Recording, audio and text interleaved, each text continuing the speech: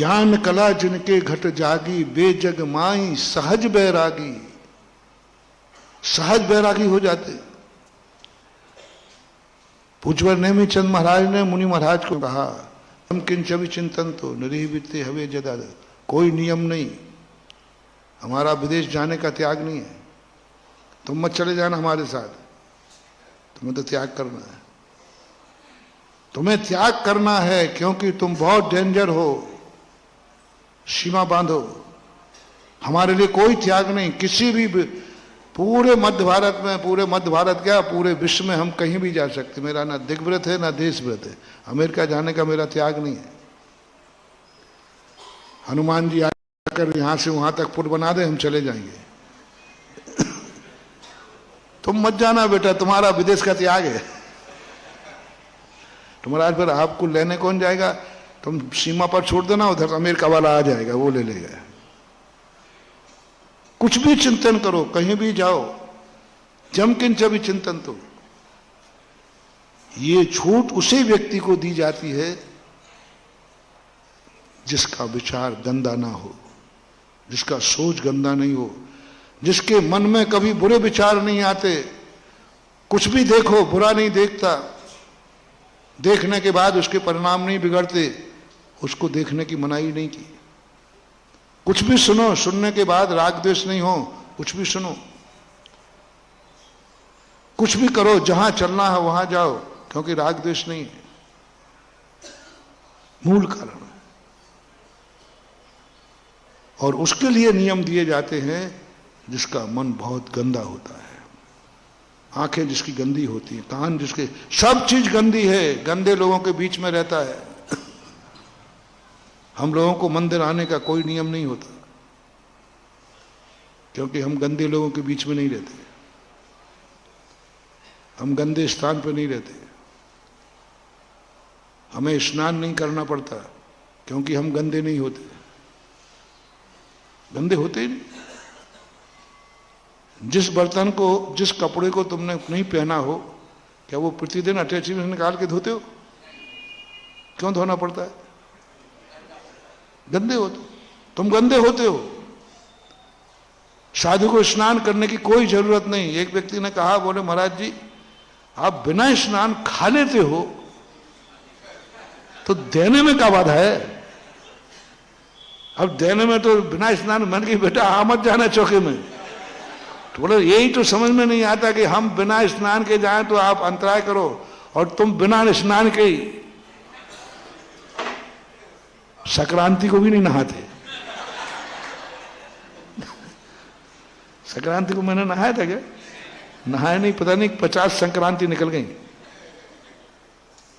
क्यों नहीं नहाना? क्योंकि गंदे होने ही नहीं है।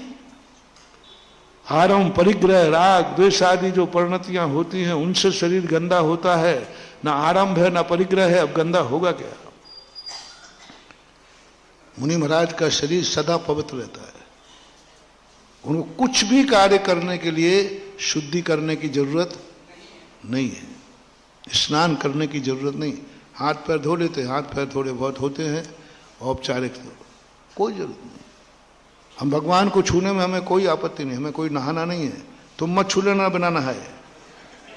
हाँ, नहीं तो तुम भी कहो महाराज जब आप छू सकते हो। नहीं, क्योंकि कोई गंदगी नहीं। तो ये जो स्थिति बन जाती है, नियम आप लोगों के लिए होते हैं, अच्छे लोगों के लिए नियम नहीं होता। कोई नियम नहीं। हम कहीं भी चले जाएं कोई फर्क नहीं पड़ता। और तुम गए शिखर जी हो, तुम्हें कहना पड़ेगा शिखर जी जा रहे हो, वंदना करके आना सीधे, बाजार में से कुछ खरीद के मत लाना। और हम भी जाएं तो हमें भी कहना महाराज जी आप नियम लो, शीतल नाले के लड्डू नहीं खाओगे। रास्ते में कोई पानी, हमें नियम देना पड़ेगा। नहीं, लेने की जरूरत नहीं। निराकुल हूं, त्याग है। निराकुल हूं, कोई आकुलता ही नहीं आती, प्यास ही नहीं लगती। पूरी वंदना करके आते हैं, कुछ नहीं होता। सामने भोजन होता, कुछ नहीं होता, क्योंकि निराकुल हूं, त्याग है। तुम्हें नियम देना पड़ेगा कि भाई जब तक वंदना करके नीचे नहीं आवे तब तक अन्न जल का त्याग है, क्योंकि तुम्हारा मन, वे जो दुकानदार होते ना वे बढ़िया ऐसे बनाते हैं, ऐसे तुम्हें और दिखाते हो, अंत बैठ ही जाता है विज्ञापन में। तो जब मन गंदा होता है तब सीमाएं बनाई जाती हैं, नियम दिए जाते हैं, कोई बात नहीं, तुम एक साथ मत रोकना। कोई गंदा विचार, कुछ गंदा करने का भाव, कुछ गंदा बोलने का भाव, कुछ गंदा सुनने का भाव आवे, तुम एकदम रोकना नहीं, वो तुम्हें पागल कर देगा, टेंशन हो जाएगा, तुम्हें क्रोध बढ़ेगा, चिड़चिड़ापन आएगा। तुमने स्टे लगा दिया कि नहीं मैं नहीं करूंगा, नहीं करना। तुम्हारे लिए बहुत अच्छी कला दी जैनाचार्यों ने। वृत्ति बनने के पहले कुछ छोटे छोटे नियम बताए हैं। तुम इस भावों को, इस कार्य को टालो, टालो। आज बुरा करने का भाव आया है, नहीं मैं टालता हूं, कल करूंगा, 2 घंटे बाद करूंगा। बुरा देखने का भाव आया है, नहीं अभी बंद करता हूं, कल देखूंगा, कल सुनूंगा, कल खाऊंगा, 1 दिन टाल दो।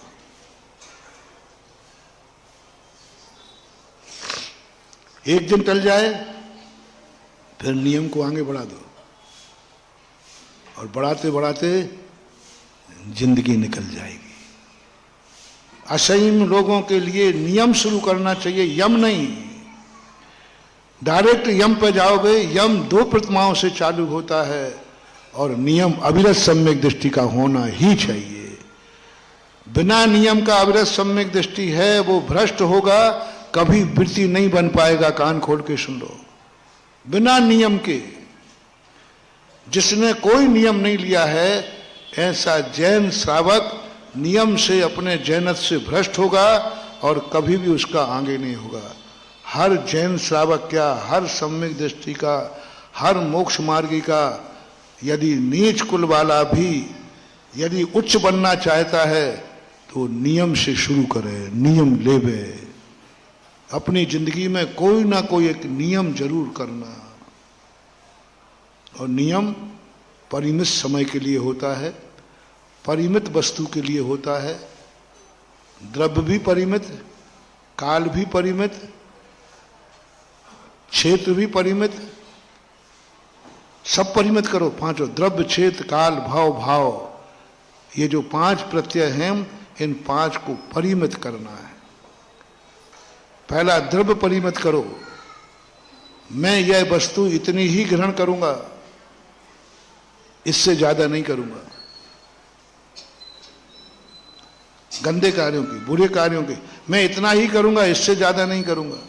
क्षेत्र परिवर्तन, इस क्षेत्र में मैं ये कार्य नहीं करूंगा त्याग नहीं है, इस क्षेत्र में नहीं करूंगा, मंदिर में नहीं करूंगा, तीर्थ क्षेत्र में नहीं करूंगा।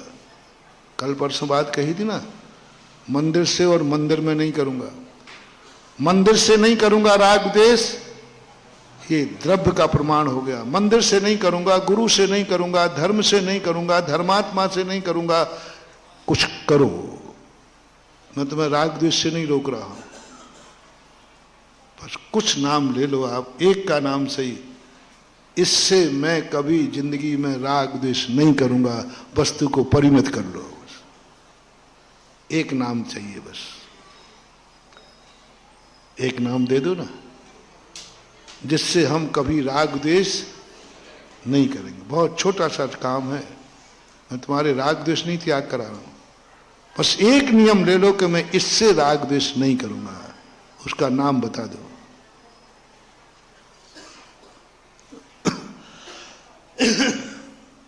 महाराज सोचने तो दो। हाँ, राग द्वेष करने के लिए नहीं कहा किससे करना है। यदि मैं कहता किससे करना है राग द्वेष, तो तुम सोचते नहीं, तो हाँ महाराज उससे करना है, उससे करना है। अब मैंने कहा राग द्वेष नहीं करना, एक का नाम बताओ। किसका नाम ले लो? भगवान का ले लो, देख लो नियम। हाँ महाराज ये तो बहुत छोटा नियम, ध्यान रखना बेटा, बहुत कठिन नियम दे रहा हूं। भगवान से राग द्वेष नहीं करना, और 3 दिन से भगवान की राग द्वेष की कहानी चल रही है। मंदिर मस्जिद बैर कराती, मेल कराती मधुशाला। और तुमने नियम क्या लिया है? बस मैं और कोई बड़ा नियम नहीं दूंगा। अरे सारे जैनी एक ही नियम ले लें, मैं मंदिर से भगवान से राग द्वेष नहीं करूंगा। बोलो ये नियम कितना बड़ा हो जाएगा। मंदिरों में अतिशय टपकेगा, मंदिरों में देवता आना शुरू हो जाएंगे। ये मंदिर अकिच्चम चैत्यालय जैसे देवताओं से भरे रहेंगे। जिस दिन जैनी एक नियम ले ले, वे मंदिर से और मूर्ति से मैं राग द्वेष नहीं करूंगा, बस इससे नहीं करूंगा। जहां मंदिर का मामला आएगा, जहां मूर्ति का मामला आएगा, मैं कोई राग द्वेष नहीं करूंगा, कोई क्रोध नहीं करूंगा मंदिर को लेकर, मूर्ति को लेकर, कोई मान प्रेस्टीज पॉइंट नहीं बनाऊंगा मंदिर को लेकर और मूर्ति को लेकर, कोई मायाचारी नहीं करूंगा मंदिर को लेकर, मूर्ति को लेकर, कोई मायाचारी नहीं करूंगा। और कोई लोभ भी नहीं करूंगा मंदिर को लेकर, भगवान को लेकर। मैं अपना कोई निजी लोभ नहीं करूंगा। लोभ का अर्थ धर्म करने का नहीं कह रहा हूं। मंदिर और भगवान के निमित्त से लेकर मैं अपना कोई निजी लोभ कभी ये भाव नहीं करूंगा कि मंदिर से मैं कमाई कर लूं, मंदिर की संपत्ति से कमाई कर लूं, मंदिर से मुझे ये लाभ मिल जाए, मंदिर की जमीन से। भावना से नहीं कह रहा हूं, पूजा पाठ से नहीं कह रहा हूं। मंदिर की ये जमीन है, ये हमारे पास आ जाए, ये दुकान हमें मिल जाए सस्ते में, ये संपत्ति हमारे काम आ जाए सस्ते में नहीं। मात्र बहुत छोटा नियम है। और थोड़ी सी कल्पना करो, इतने छोटे से नियम से बोलो कितना बड़ा लाभ बता रहा हूं, गारंटी मैं ले रहा हूं। तुम एक नियम ले लो, जो जिस मंदिर से रिलेटेड हैं, वो एक नियम ले लें, मंदिर से और भगवान से मैं कभी राग द्वेष, क्रोध नहीं, मान नहीं, माया नहीं, लोभ नहीं, क्रोध से नहीं, करूंगा भी नहीं, करवाऊंगा भी नहीं, और करने की तो मैं तुम्हें गारंटी दें, तुम 6 महीने करो, उस मंदिर का अतिशय मैं प्रकट करके दिखा दूंगा। वह ऐसा अतिशय होगा कि सारा जगत उस मंदिर में आएगा। जगत ही नहीं, मनुष्य ही नहीं, देवता भी उस मंदिर में आएंगे, जिस मंदिर को देखकर उनके भक्त राग द्वेष नहीं करते हैं। मात्र एक व्यक्ति से कहा है, मैंने सबसे नहीं कहा।